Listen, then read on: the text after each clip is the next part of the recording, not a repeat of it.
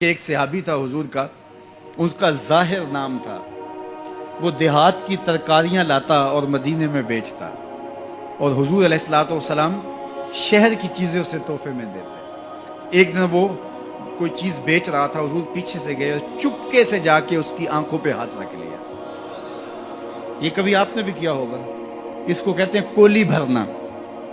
جب آپ کا کوئی گوڑا دوست ہو، بڑا جانی اور جگری، جس سے آپ بڑے فرینگ ہو، تو پھر وہ بیٹھا ہو اور آپ پیچھے سے چپکے سے جا کے اس کی آنکھوں پہ ہاتھ رکھ لیتے ہیں، اور پھر وہ بولتا ہے کہ کون ہے، اور آپ یہ دیکھنا چاہتے ہیں کہ میرا نام کس نمبر پہ آتا ہے۔ بات تو کرتا ہے کہ جناب تجھے یاد رکھتا ہوں، تو آج میں نے ہاتھ رکھے ہیں، تو ظاہر اپنے قریبی دوستوں کا نام لے گا، تو میں کس نمبر پہ آتا ہوں۔ تو کسی کی کولی بھرنے کا مطلب یہ ہوتا ہے میں دیکھوں تو صحیح اس کو میرے سے محبت کتنی ہے۔ تو اللہ اکبر، وہ بیٹھا تھا، حضور پیچھے سے گئے، چپکے سے جا کے اس کی کولی بھر لی۔ اب حضور کے ہاتھ آنکھوں پہ آئے ہوں اور سینے تک ٹھنڈ نہ گئی ہو، یہ کیسے ہو سکتا ہے؟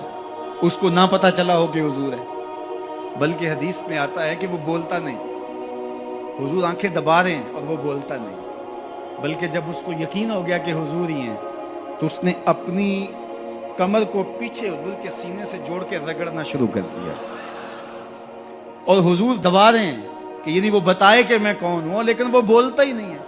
مجھے میاں صاحب یاد آئے، لوگ تو اس کو مجاز کے معنی میں لیتے ہیں، میں یہاں یہ شعر پڑھتا ہوں۔ سفنے دے وچ ماہی ملیا تے گل وچ پا لیاں باواں، سفنے دے وچ ماہی ملیا تے گل وچ پا لیاں باواں، ڈر دی ماری اکھ نہ کھولاں متاں پھر وچھڑ نہ جاواں، ڈر دی ماری اکھ نہ کھولاں متاں پھر وچھڑ نہ جاواں۔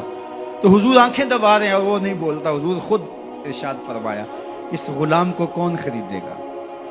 تو اس نے کہا حضور مجھے کس نے خریدنا ہے، میں تو بہت سستا ہوں۔ فرمایا تو بہت مہنگا ہے۔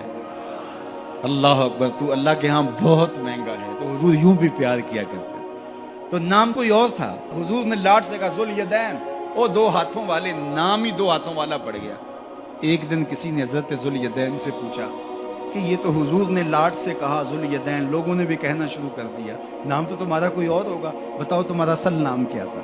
حضرت ذوالیدین بولے میرا اصل نام وہی ہے جو حضور نے رکھ دیا ہے۔ ساری زندگی اپنا نام ہی نہیں بتائے، کہا میرا وہی نام ہے جو حضور نے رکھ دیا ہے۔ حضرت سفینہ رضی اللہ تعالیٰ عنہ، اللہ اکبر، سفینہ کس طرح ان کا نام پڑا؟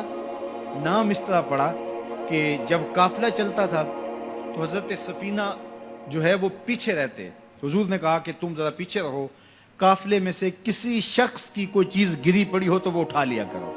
پھر قافلہ جہاں پڑاؤ کرتا تو وہ آواز دیتے بھئی کسی کی کوئی شے گم ہے تو وہ مجھ سے لے لے۔ تو کسی کی کوئی چیز گری ہوتی، کسی کا جوتا گرا ہوتا، کسی کی کوئی اور چیز گری ہوتی، کسی کا کوئی برتن گرا ہوتا، تو وہ ایک دن حضور نے دیکھا کہ انہوں نے بہت ساری چیزیں اٹھائی ہوئی ہیں، اور سفینہ عربی میں کشتی کو کہتے ہیں، بڑی کشتی کو۔ تو حضور نے فرمایا تو سفینہ ہے، تو کشتی ہے؟ اللہ اکبر، نام ہی سفینہ پڑ گیا۔